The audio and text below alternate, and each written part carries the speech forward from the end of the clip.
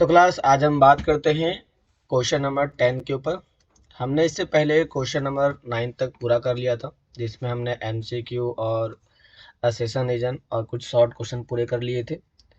इस चैप्टर का नाम हमारे पास राष्ट्र निर्माण की चुनौती। यदि आपने नहीं देखा है तो पीछे वाले वीडियो को आप जाकर देख सकते हैं, उसमें आपको सारी चीज़ें पूरी तरह से मिल जाएगी। तो हम चालू करते हैं इस टॉपिक में। तो कहता है कि भारत का विभाजन प्रशासनिक चिंता और वित्तीय तनाव को दर्शाता है। चर्चा करना है आपको कि ये कैसे भारत का विभाजन प्रशासनिक चिंता और वित्तीय तनाव को दर्शाने का काम करता है। आपको इसके बारे में एक्सप्लेन करना है। तो कहता है कि भारत के विभाजन में संपत्तियों, देनदारियों, परिसंपत्तियों का विभाजन हुआ।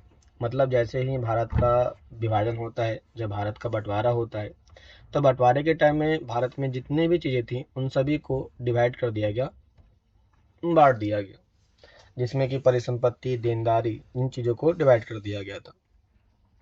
इसके साथ साथ राजनीतिक विभाजन और प्रशासनिक तंत्र का भी विभाजन कर दिया गया। इसी समय हमारे देश के अंदर पाए जाने वाले टेबल, कुर्सियाँ, टाइपराइटर, पेपर क्लिप, किताबें, पुलिस बैंड के संगीत वाद्य यंत्र जैसी सारी चीज़ों को डिवाइड कर दिया गया।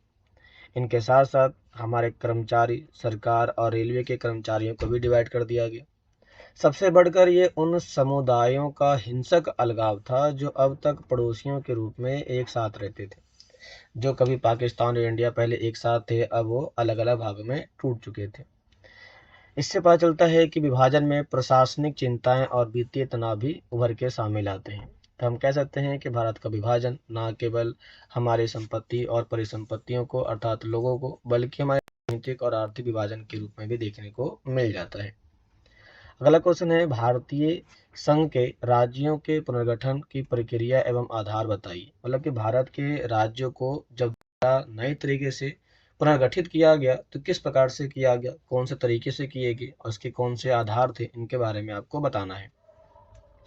कहता है, आंध्र प्रदेश के गठन ने देश के अन्य हिस्सों में भाषाई आधार पर अन्य राज्य बनाने के संघर्ष को प्रेरित किया।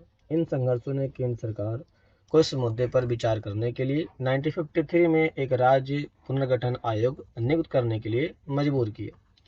मतलब ये कहता है कि आंध्र प्रदेश भारत का पहला ऐसा राज्य था, आंध्र प्रदेश, जिसमें पहली बार भाषा के आधार पर नए राज्यों को गठित करने की मांग उठने लगी, जिसके कारण सेंट्रल गवर्नमेंट के सामने चुनौती आई कि हम कैसे अपने देश के अंदर इस प्रकार के मुद्दों को हल करें। इसके लिए हमने क्या किया, तो 1953 में एक राज्य पुनर्गठन आयोग को नियुक्त किया। इस आयोग ने अपनी कई सारी सिफारिशें दी, जिसमें पहला सिफारिश ये दिया कि राज्यों की सीमाओं के पुनर्निर्धारण के प्रश्न पर विचार किया गया कि राज्यों को यदि हमें दोबारा से निर्धारित करना है तो उनकी सीमाओं को दोबारा से स्थापित करना पड़ेगा, विचार करने पड़ेंगे कि कितना करना है और कितना नहीं करना है। इस आयोग ने अपनी रिपोर्ट में स्वीकार किया कि राज्य की सीमाओं में विभिन्न भाषाओं की सीमाएं प्रतिबिंबित तो होनी चाहिए। यदि हम किसी राज्य की सीमा को डिवाइड करते हैं या स्थापित करते हैं तो इसमें ये भी होना चाहिए कि किन किन इलाकों में, कौन कौन से क्षेत्रों में कौन कौन सी भाषा के लोग रहते हैं, उनको भी डिसाइड करना चाहिए। इस आधार पर इस आयोग ने 1956 में अपना रिपोर्ट देता है, पारित करता है, जिसने भाषाओं के आधार पर राज्यों को गठित करने के बारे में कहा। इसमें कहता है कि भारतीय राज्यों की आंतरिक सीमाएं खींचने की चुनौती थी। इसने बताया कि यदि भारत को स्थापित करते हैं, दोबारा से पुनर्गठित करते हैं, तो ये सबसे बड़ी चुनौती थी, क्योंकि इन्हें हमें जो बाउंड्री बनानी है वो बाउंड्री भारत को ऐसे तरीके से खींचना है कि भारत की एकता, अखंडता भी बनी रहे और भाषा के आधार पर नए राज्यों को डिवाइड भी कर दिया जाए। कहता है, सीमाओं को इस तरह से खिंचाना था ताकि देश की एकता को प्रभावित किए बिना हमारे देश की एकता को खत्म नहीं करना है, बल्कि भाषाई और सांस्कृतिक जो बहुलता है उसे स्थापित कर सके। इस प्रकार से भारत के नए राज्यों की बाउंड्री को डिसाइड किया गया। भारतीय राष्ट्रीय कांग्रेस और कई नेताओं ने भाषाई सिद्धांत को नए राज्यों की सीमाओं के पुनर्गठन के रूप में मान्यता दी। उनको लगने लगा कि अब हमें ये कर देना चाहिए। लेकिन हमारे नेता ने आगे महसूस किया कि भाषा के आधार पर राज्यों को अलग करने से समस्या और विघटन हो सकता है, भारत अलग अलग भाग में टूट सकता है। इससे देश के सामने आने वाली अन्य सामाजिक और आर्थिक चुनौतियां से ध्यान हट जाएगा। इसीलिए भारत में इस प्रकार की चुनौती से खत्म करने के लिए हमने भारत के भाषा के आधार पर नए राज्यों के गठन की मांग कर ली। इसमें सबसे पहली बार जो राज्य ने अपने राज्य की मांग की भाषा के आधार पर वो था पुराने मद्रास प्रांत के तेलुगु भाषाई क्षेत्र में विरोध शुरू हो गया, जिसमें बहुत बड़ा क्षेत्र विशाल आंध्र आंदोलन ने एक मांग की जिसमें तेलुगु भाषाई क्षेत्र को मद्रास प्रांत से अलग कर दिया गया और इस प्रकार से आंध्र प्रांत नाम का एक नया राज्य बनाया गया। तो आंध्र प्रांत नाम का जो नया राज्य बनाया गया, इसे बनाया गया 1952 में घोषित कर दिया गया और इसके बाद ये नए राज्य के तौर पर स्थापित हो जाता है। इसी के आधार पर हमने 1953 में हमने राज्य पुनर्गठन आयोग की स्थापना की, जिसने अपने 1956 में अपना रिपोर्ट सबमिट करता है, जिसके बाद हमारे यहाँ पर नए राज्यों की स्थापना का काम चालू हो जाता है। अगला हमारे पास क्वेश्चन है, कार्टून के आधार पर क्वेश्चन दिए गए हैं। कार्टून में दाएं और बाएं ओर दिए गए नेता के नाम को पहचानना है।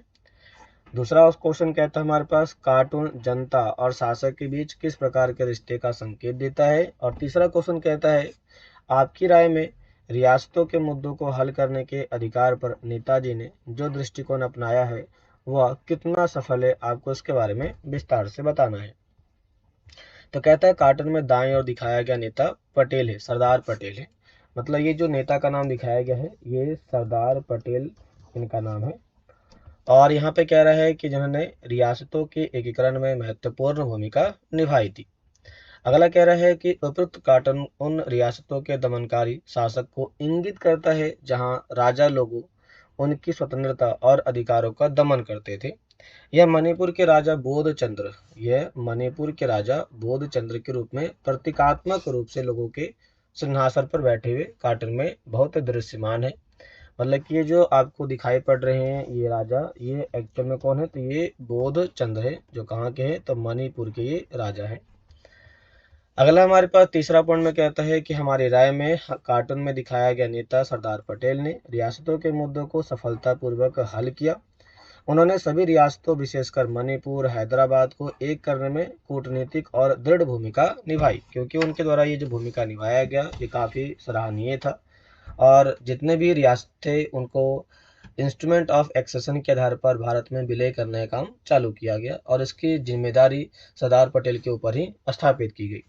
उनका लोकतांत्रिक दृष्टिकोण विलय समझौते पर आधारित था, जो सरदार पटेल के कुशल अनुनय को दर्शाता है। हमारे पास कुछ मैपिंग बेस्ड क्वेश्चन भी आए हैं, आइए देखते हैं। तो इसमें कहता है आपको कि यहाँ पर आपके भारत के दिए गए राजनीतिक मानचित्र में 5 राज्यों को चिन्हित किया गया है, जिन्हें दिए गए स्रोतों के आधार पर आपको बनाना है। कहता हुआ राज्य जिससे हरियाणा अलग हुआ, तो हरियाणा किससे अलग होता है, तो वो होता है पंजाब से अलग होता है। अगला हमारे पास है वह राज्य जो 1963 में बनाया गया, उसका नाम था नागालैंड था। नागालैंड नए राज्य के तौर पे बनाया गया था। झारखंड किससे अलग हुआ था, तो वो हुआ था बिहार से अलग हुआ था। अगला हमारे पास है कि वह राज्य जिसका गठन तेलुगु भाषाई क्षेत्र को मद्रास से अलग करके किया गया था वो कौन सा था, तो वो हमारे पास था आंध्र प्रदेश था। और अगला है वह राज्य जहां 1957 में कम्युनिस्ट पार्टी की सरकार बनी थी, वो था केरला था। कौन सी स्टेट था, तो वो था केरला था। तो हम सभी को डिसाइड करते हैं पंजाब। तो पंजाब कहाँ पर हमारे पास है, तो जो ई पॉइंट आपको दिखाई पड़ रहा है वो है आपका पंजाब।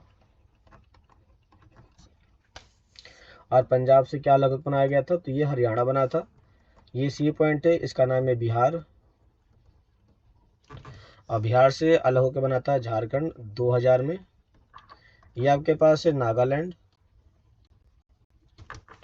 जो 1963 में बना था। और नीचे हमारे पास है ये है आंध्र प्रदेश